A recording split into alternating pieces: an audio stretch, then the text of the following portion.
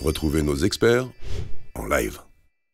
Bonjour les gens, nous voilà. On a reçu beaucoup de typologies d'invités depuis qu'on a commencé l'émission hier matin sur le plateau.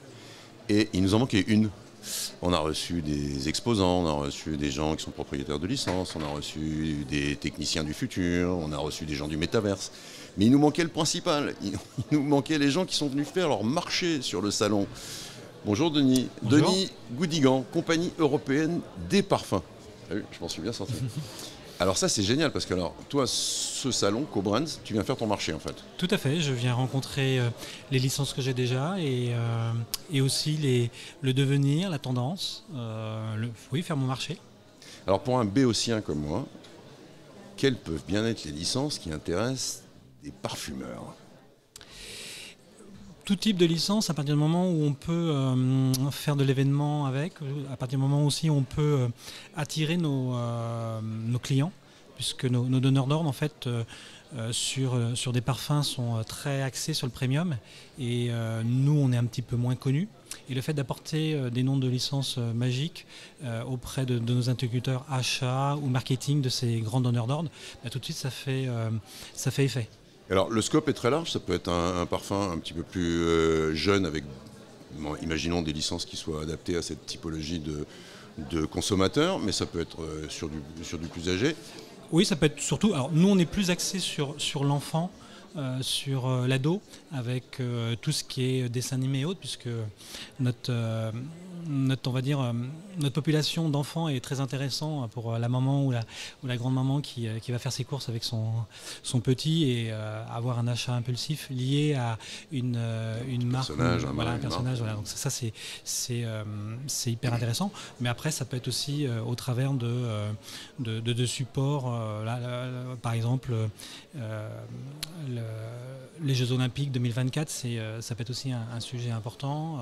Il y a un représentant de tout ce qui est street urban. Ça peut être aussi des univers que nous, du coup, on n'a pas au quotidien et qui nous permet de faire dans notre gamme un catalogue complémentaire et plutôt intéressant.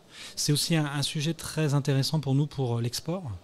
Puisqu'il y a quand même quelques licences aujourd'hui qui sont mondialement reconnues.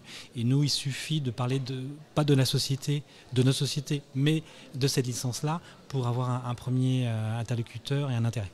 Alors, je pense que je connais la réponse, à mon avis, ça doit être les deux. Mais on part d'un parfum et on va le proposer à une marque, ou on réfléchit avec une marque et on crée un parfum. Ça doit arriver dans les deux sens. Non, mais c'est un peu des deux. Nous la chance que l'on a en tant que, on va dire, distributeur de parfums, c'est qu'à chaque fois, on va développer une fragrance qui va rendre l'univers beaucoup plus beau et avec une odeur persistante auprès de la population qui est intéressée.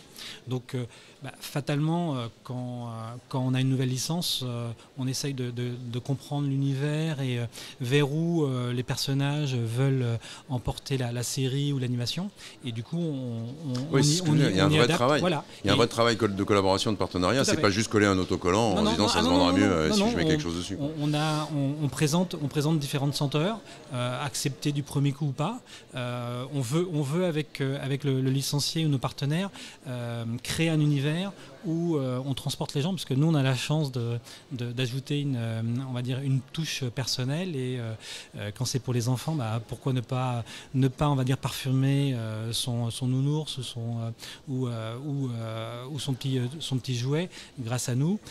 Non, nous ce qu'on veut c'est transporter les gens qui se reconnaissent au travers de cette licence. Alors un avantage par rapport à tout ce que j'ai évoqué dans toutes les interviews depuis hier, c'est que pour l'instant l'olfactif, on n'y est pas encore dans le métaverse, on n'y est pas encore dans la réalité augmentée, on n'y est pas encore. Évidemment, c'est sympa de venir à Cobrands, mais c'est utile de venir à Cobrands quand on est dans un univers comme le tien ? Ah oui, c'est très utile pour plein de choses. C'est un peu une veille technologique ou technique, puisque on rencontre certes des licenciés ou des représentants de ces marques.